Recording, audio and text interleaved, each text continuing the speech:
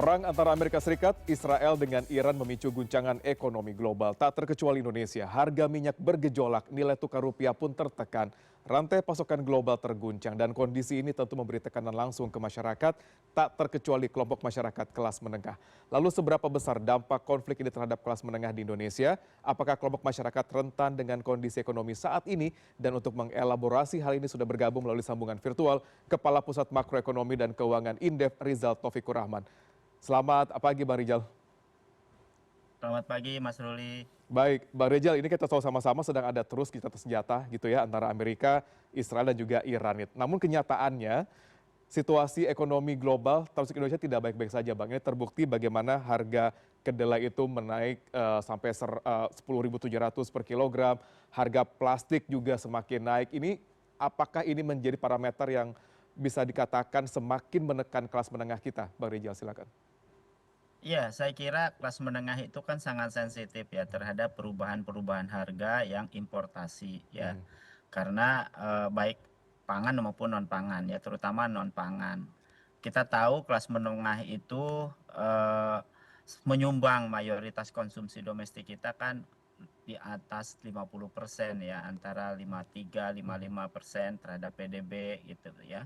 Dan ini sangat sensitif terhadap perubahan harga tidak hanya di energi gitu ya, meskipun pemerintah saat ini menopang untuk menahan harga energi ya, tetapi juga tentu tidak hanya harga-harga pangan tadi gitu ya, tapi juga harga atau biaya-biaya non pangan, terutama perumahan, asuransi ya, kesehatan, kemudian juga katakan kendaraan gitu ya.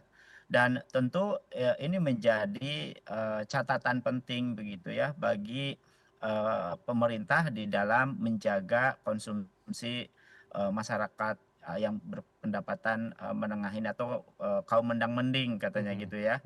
Karena kita lihat gitu ya, average dari propensity to consume-nya itu turun ya dari kisaran ke angka hampir 74% ya.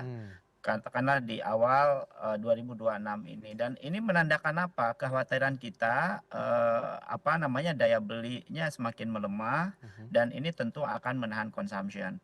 Kalau kita tahu menahan consumption, ini adalah indikator utama di dalam pertumbuhan ekonomi. Ya. Itu. Ya, Bang Rijal, ini kan pemerintah sudah melakukan sejumlah bantalan. Salah satunya adalah dengan menahan harga BBM saat ini, gitu, yang diharapkan tidak memberikan efek domino terkait dengan konsumsi masyarakat. Apakah ini sudah cukup untuk menjaga kelas menengah untuk tidak semakin turun nih jumlahnya di Indonesia? Ataukah butuh ada Saya kira bantalan-bantalan lain sebenarnya?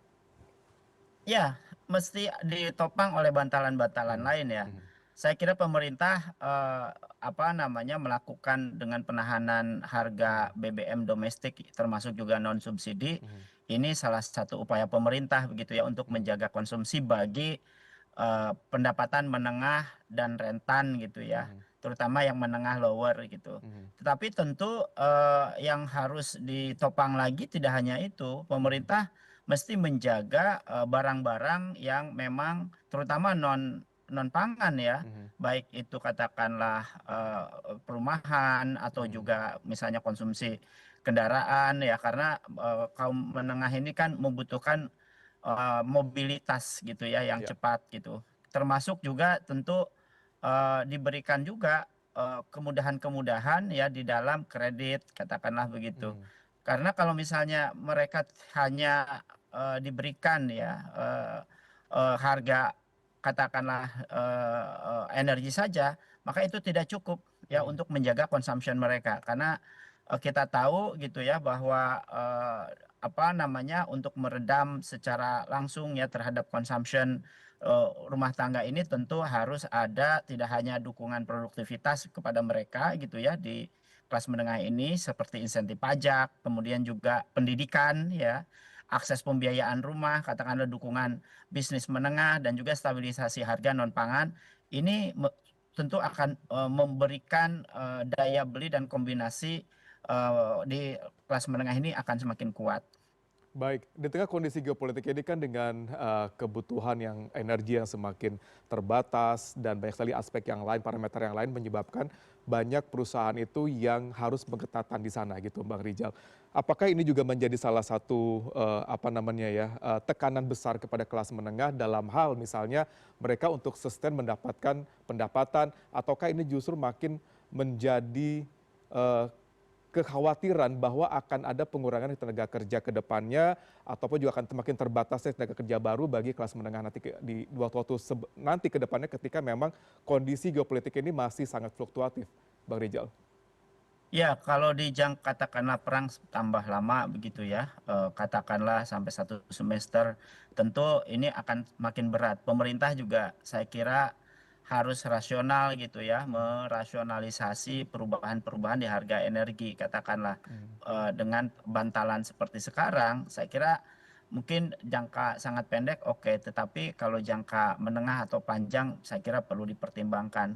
Nah, Mhm. berkaitan dengan cost push inflation gitu ya, karena bicara harga energi naik gitu ya, atau harga-harga yang berkaitan dengan importasi, inflationnya juga berpengaruh terhadap produksi di dalam negeri yang kemudian berimbas kepada efisiensi katakanlah di sisi Mhm. produksi, maka ini tentu pemerintah harus menjaga itu.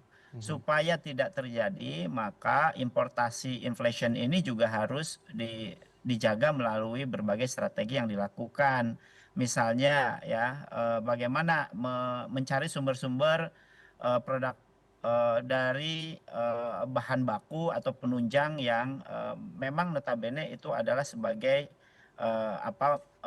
untuk menghasilkan produksi atau barang-barang di dalam negeri gitu ya. Itu juga menjadi penting gitu ya, karena kalau misalnya tidak dijaga harga ya, Mhm. terutama, harga-harga barang yang dikonsumsi oleh masyarakat utamanya Mhm. yang jangka menengah Mhm. apa namanya, Kelas income menengah. menengah, Mhm. maka kelas menengah ini justru yang, kita tidak berharap mereka kemudian consumption jadi turun.